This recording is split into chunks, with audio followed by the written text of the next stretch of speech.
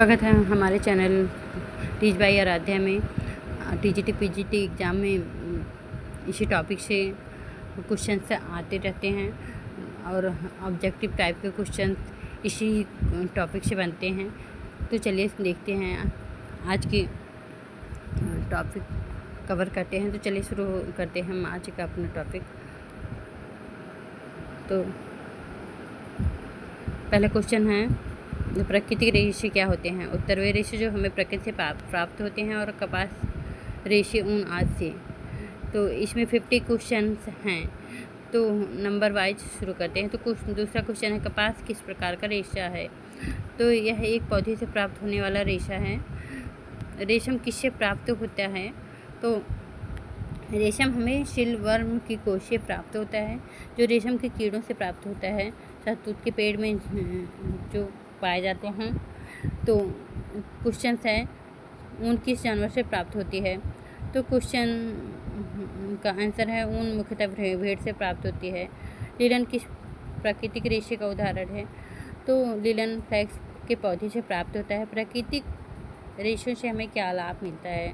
तो आंसर है, इसके श्वसन योग्य होते हैं और सौम्य होते हैं और पर्यावरण के लिए सुरक्षित भी होते हैं।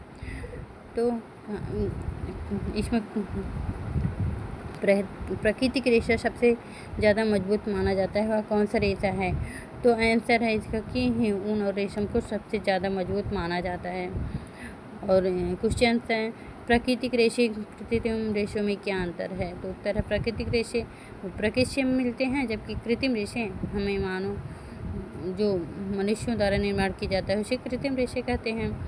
तो इसका क्वेश्चन है, प्राकृतिक रेशे पर्यावरण के लिए कैसे फ़ायदेमंद होते हैं। तो प्राकृतिक रेशे जल्दी से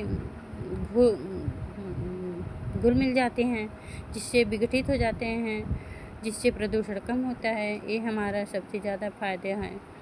और इसमें क्वेश्चन है, सबसे पुराना प्राकृतिक रेशा कौन सा है। तो सबसे पुराना प्राकृतिक रेशा प्राकृतिक रेशों को ही माना जाता है।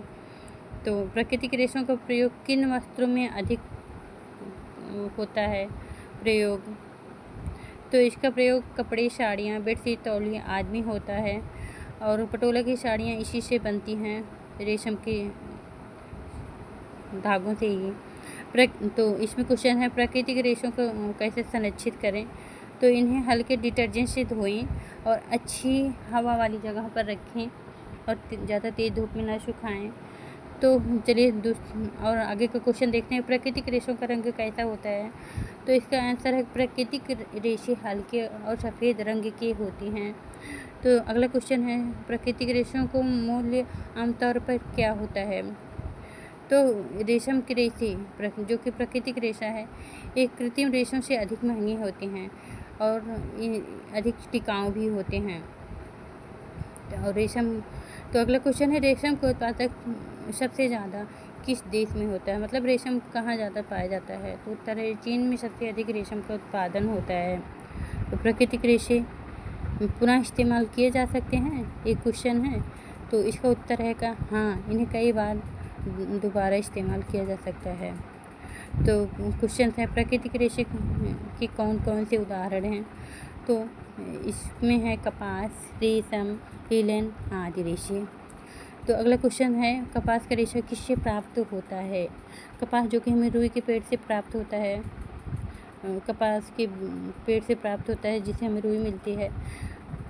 तो इसका उत्तर है, कपास के पौधों से रेशे हमें मिलते हैं।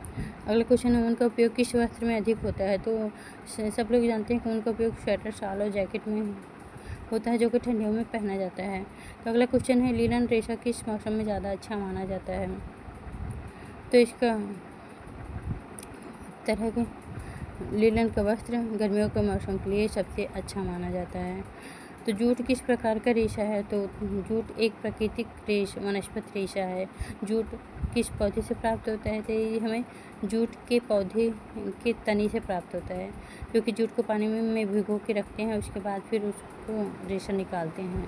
तो कपास का वैज्ञानिक नाम क्या है। उत्तर है, गॉसिपियम। ये अक्सर मोस्ट इम्पॉर्टेंट क्वेश्चन है, जो कि कई बार एग्जाम में पूछे गए हैं। तो इस पर एक दो बार आप बढ़िया से पढ़ लीजिएगा, क्योंकि इसमें 50 क्वेश्चन कवर की हूँ। तो अगला क्वेश्चन है, तो ऊन प्राप्त करने की प्रक्रिया क्या है?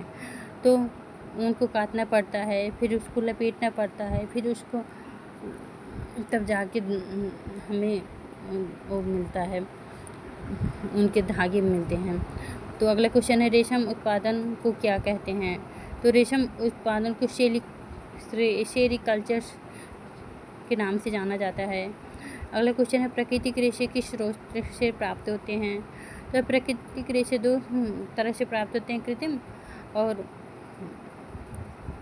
मानव के द्वारा निर्मित रेशे। इसमें है पौधों और जानवरों से प्राप्त होते हैं। कौन सा रेशा सबसे मुलायम माना जाता है? तो इसमें है रेशम के रेशे सबसे ज़्यादा महंगे होते हैं और सबसे ज़्यादा अच्छी क्वालिटी के होते हैं और मुलायम भी होते हैं। तो ऊनी वस्त्र किस मौसम में पहने जाते हैं? तो ऊनी वस्त्र सर्दियों में पहने जाते हैं। कपास के वस्त्र किस मौसम में अधिक उपयोगी होते हैं? तो इसका उत्तर है कि कपास के वस्त्र पसीना सूखते हैं, क्योंकि गर्मियों में ज़्यादा उपयोगी होते हैं। तो प्राकृतिक रेशों की सबसे बड़ी विशेषता क्या है? तो त्वचा के लिए आरामदायक होते हैं और पसीना वगैरह जल्दी सूख लेते हैं।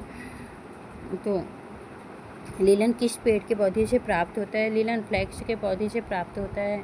तो जूट का सबसे अधिक उत्पादन किस देश में होता है? तो जूट का सबसे अधिक उत्पादन बांग्लादेश में और भारत में होता है। प्राकृतिक रेशे को जल को कैसे सोखते हैं? तो प्राकृतिक रेशे जल को आसानी से ही सोख लेते हैं, इसका क्वेश्चन है। तो रेशम का धागा किस कीड़े से प्राप्त होता है? तो रेशम का धागा कीड़े सिल्कवर्म से प्राप्त होता है। प्राकृतिक रेशों का उपयोग किन उद्योगों में होता है? तो प्राकृतिक वस्त्र का उपयोग वस्त्र उद्योग में होता है। सिंपल सी बात है कि हम वस्त्र बनाने में ही प्रयोग करते हैं। और कपास को सफ़ेद सोना क्यों कहा जाता है?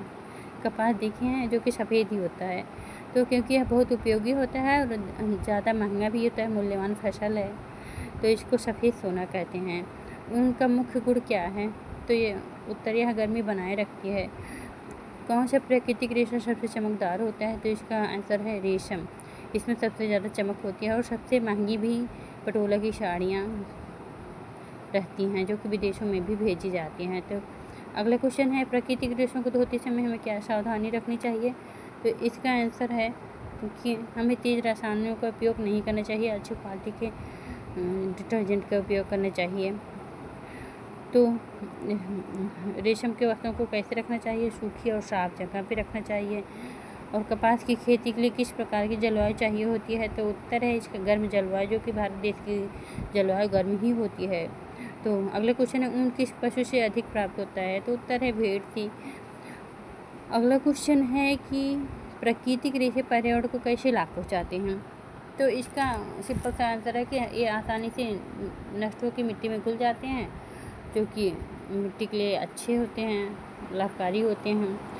तो अगला क्वेश्चन, कौन सा रेशा रस्सी बनाने के काम आता है? जूट, जो कि रेशा रस्सी बनाने के काम आता है, जिससे चारपाई वगैरह भी बनती है। जूट को किस नाम से जानते हैं? उत्तर गोल्डन फाइबर के नाम से भी जाने जाते हैं। प्राकृतिक रेशों से बने कपड़े पहनने का लाभ क्या है? उत्तर है ये आरामदायक और पसीना सूखने वाले होते हैं। उन्हीं कपड़ों को कीड़ों से बचाने के लिए क्या उपयोग किया जाता है? उत्तर लेफ्थलीन की गोलियां को कपड़ों में रख दिया जाता है, जिससे उनमें कीड़े नहीं लगते हैं। प्राकृतिक रेशों का रंगाई कार्य क्यों होता है? तो उत्तर है क्योंकि ये रंग जल्दी सूख लेते हैं। तो अगला क्वेश्चन है, प्राकृतिक रेशों का उपयोग घरेलू वस्तुओं में कहाँ होता है? तो इसका उपयोग है उत्तर पर्दे, चादर, कालीन आदि में अच्छे क्यों माने जाते हैं? क्योंकि त्वचा को नुकसान नहीं पहुंचाते हैं, हवा पार होने देते हैं।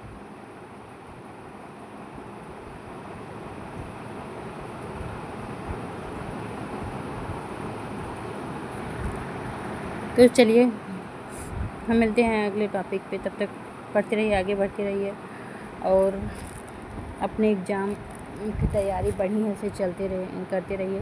फिर मिलेंगे अगले टॉपिक के साथ, ऐसे मेन इम्पॉर्टेंट नोट्स जैसे क्वेश्चन लेके आएंगे तब तक लिए पढ़ते रहिए, आगे बढ़ते रहिए और मस्त रहिए। तो थैंक यू सो मच।